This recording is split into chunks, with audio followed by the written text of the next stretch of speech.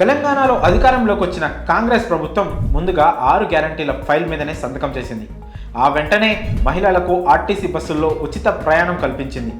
December 9 నుంచి ఈ పథకం ప్రారంభమైంది.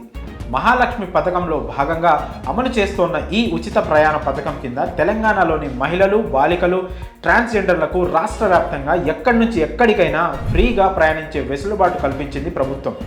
Palle Velugu, express, city ordinary, metro express బస్సుల్లో 0 టికెట్తో వారికి ఉచిత ప్రయాణ సౌకర్యం కల్పిస్తున్నారు. ఈ పథకానికి రాష్ట్ర వ్యాప్తంగా పెద్ద ఎత్తున స్పందన వస్తుంది. దీంతో ఆర్టీసీ బస్సుల్లో రద్దీ విపరీతంగా పెరిగింది. గతంలో రోజు ప్రయాణం చేసే మహిళా ప్రయాణికులు 12 నుంచి 14 లక్షల మంది ఉండగా ఇప్పుడు వారి సంఖ్య 30 లక్షలు దాటుతున్నట్లు ఆర్టీసీ అధికారులు చెప్తున్నారు. బస్సుల్లో పురుషులకు కేటాయించిన సీట్లలోనూ మహిళా ప్రయాణికులే కూర్చుంటున్నారు. దీంతో చాలామంది మగవారు తమ కోసం ప్రత్యేక బస్సులు నడపాలని, లేదంటే అదనపు సర్వీసులైనా ఏర్పాటు చేయాలని డిమాండ్ చేస్తున్నారు. ఈ మేరకు పలువురు ఆర్టీసీ బస్సుల్లో రద్దీ, మగవారికి సీట్లు లేకపోవడం వంటి ఘటనలను వీడియోలు తీసి సోషల్ మీడియాలో షేర్ చేస్తూ తమ గోడును పట్టించుకోవాలని ఆర్టీసీ అధికారులను రిక్వెస్ట్ చేస్తున్నారు. ఈ నేపథ్యంలో టీఎస్ఆర్టీసీ కీలక నిర్ణయం తీసుకోనుందని వార్తలు వస్తున్నాయి.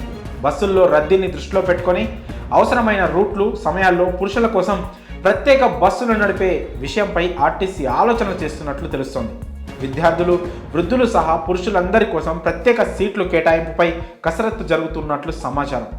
ఉచిత ప్రయాణం వల్ల విద్యార్థులు సైతం ఇబ్బంది పడుతున్నారు. ఈ క్రమంలో వారి కోసం కొన్ని మార్గాల్లో మరిన్ని సర్వీసులు నడిపే విషయంపై ఉన్నతాధికారులు చర్చిస్తున్నారట. అలానే సీనియర్ సిటిజన్లకు ప్రత్యేక సీట్లలో తొలి ప్రాధాన్యం ఇవ్వనున్నట్లు తెలిసింది.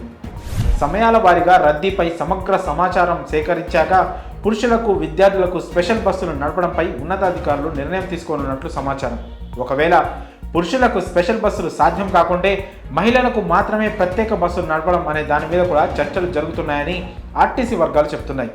0 టికెట్ అని మహిళా ప్రయాణికుల్ని చిన్నచూపు చూడడం సరికాదని, వారి తరపున ప్రభుత్వం ఆ ఛార్జీ చెల్లిస్తోందని ఆర్టీసీకి చెందిన ఓ ఉన్నతాధికారి వెల్లడించారు.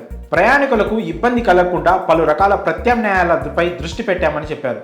సాధ్యాసాధ్యాలను పరిశీలించి స్పెషల్ బస్సులపై నిర్ణయం తీసుకుంటామని కూడా తెలిపారు. మరి మగవారు పడుతున్న ఇబ్బందులకు ఎలాంటి పరిష్కారం దొరికితే బాగుంటుందని మీరు భావిస్తున్నారు? మీ అభిప్రాయాలను కామెంట్స్ రూపంలో తెలియజేయండి.